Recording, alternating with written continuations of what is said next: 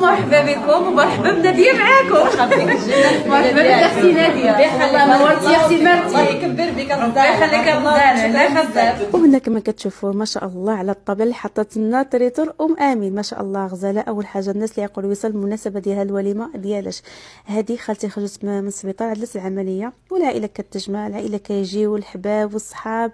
وقلت علاش ما نعدوش شي واحد العشاء، يعني واحد الوليمه مزيونه وفي نفس الوقت نضحكوا فيها وننشطوا وبنادم ينسى التعب اللي داز كامل.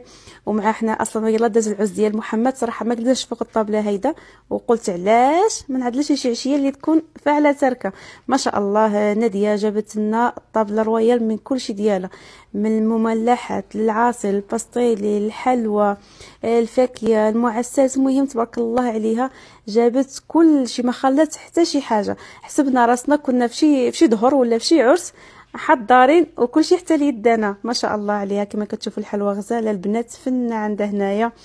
وهذا حتى الدراري ما شاء الله شي كياكل شي كيعمل في الصاك. ضحكنا وقلنا كان عملتنا في شكل ديال العز. انا نهز الحلوى ديالي ما ناكلش دابا باش نتعشى. ما شاء الله عرفتوا حطت لنا واحد مولاتي الباستيله كتحمق البنات عامره حوت.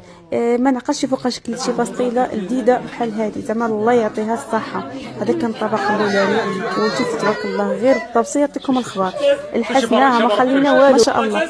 وهذا كان هو الطبق الثاني جداد معمرين بالخضره مصوطيه. المهم يا سلام الدجاج فتي فتي فتي ديال بصح. وهذا الفلان بالديسير، الفلان تبارك الله راه معروف، فلان ديال الطرون ما شاء الله عليها الله يعطيها الصحه. وهذا هو العشاء العائلي شاركت معكم البنات. يلا تهلاو فراسكم والسلام عليكم.